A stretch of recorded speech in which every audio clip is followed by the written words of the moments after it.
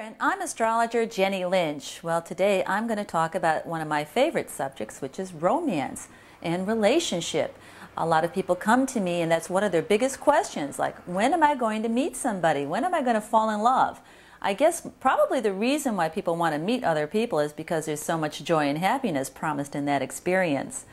When you think about your horoscope, though, you have to look at Venus to see what happens to you when you do fall in love. What are the tendencies? What kind of people do you tend to attract? And also the moon, because the moon in the horoscope is an indicator of what you need to be happy. And if you have an afflicted moon, you have to work a little harder than other people. Now, one of the main books I keep around is the Dalai Lama's Art of Happiness. It's talking about what people really want in life, and it's to be happy. Now, maybe for some people, they don't think relationships will make them happy, so they stay away from it. Maybe it's their work. But I think relationships really do tend to make people happy. Another book I've been reading lately is The Lover's Diet. Now, what do you do when you find somebody? How do you maintain that happiness? Well, according to these people here, there are certain types of food and diet that you can eat to lighten up your body and keep your mind in the right place so that everything works out better.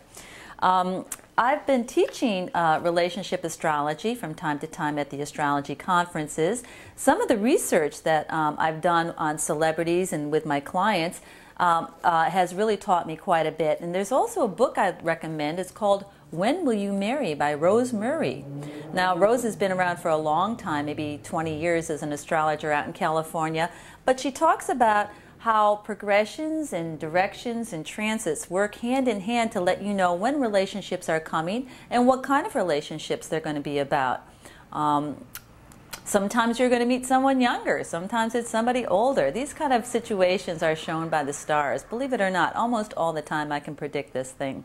So let's look at Marianne Williamson's horoscope. I have many people that I'm going to have on the air today with us after hers, but the reason why I bring her up is because she is an expert on relationships. She's written a book called Return to Love, among many others. She has a new book out too about how spiritual relationships are, how they're really our greatest lessons.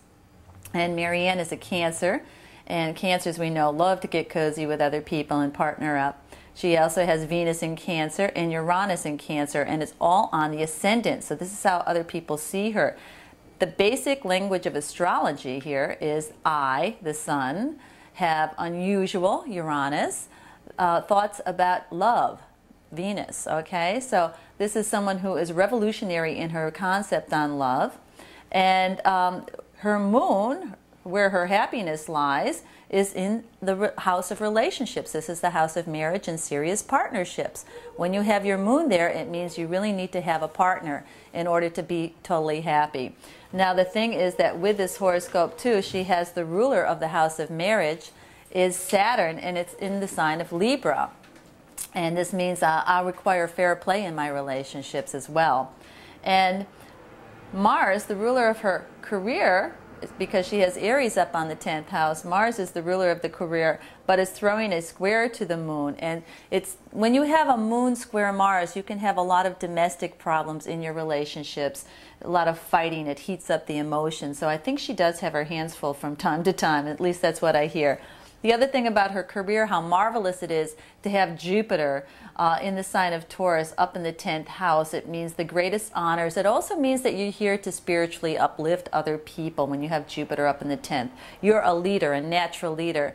In her horoscope, though, Jupiter is throwing a square to Mercury, and this is a sign that she has to practice what she preaches. So as many spiritual teachers find their greatest challenges and they endeavor to work on them, they gather so much knowledge that they share it with other people. So that's why we often see people who are meditation teachers that are not always doing the right thing. It's because they are really challenged and they have to work on themselves too. So sometimes your greatest teachers are wounded people. Okay, and it's quite possible she even has a wound or two in the relationship department. Here's another wounded person. I'm just going to show you Robert Downey Jr.'s horoscope for a minute. Why? Because I had a dream about him last night. I dreamt I met Robert Downey Jr. and I told him I want him to get better and that we all love him and we want him better soon. He's been in jail for a while, but you know, he has an exalted sun in Aries. And it's in the 9th house of the higher mind. So part of his mission here in life is to get educated into having develop a cosmology or an ideology for himself, some kind of religion or philosophy. So I believe he's probably working on it right now. He also has Venus in the sign of Aries, so it makes him very charismatic. And up in the sky, Uranus is starting to trine this Mercury, and I really think that this is going to cause a big shift in his consciousness, and that he's going to be able to see things a lot differently soon. So I believe he's going to overcome his problems. Now, his main problem, however, his moon, his happiness, is exalted in the sign of Taurus in high elevation. This means I have big expectations for my happiness. And of course, the moon is opposed to the planet Neptune here, which often deals with drugs or spiritual philosophies. And if you have a moon Neptune, you do have to watch out, because one of the ways, it's like a self-medication thing. When I don't get enough of my moon, my happiness, I resort to Neptune, to drugs. It's one of the ways it translates. Now, as far as relationships go, in his horoscope, he does have Pluto coming to trine his Venus now. So, you know, he could possibly fall in love or fall in love deeper in an already existing relationship.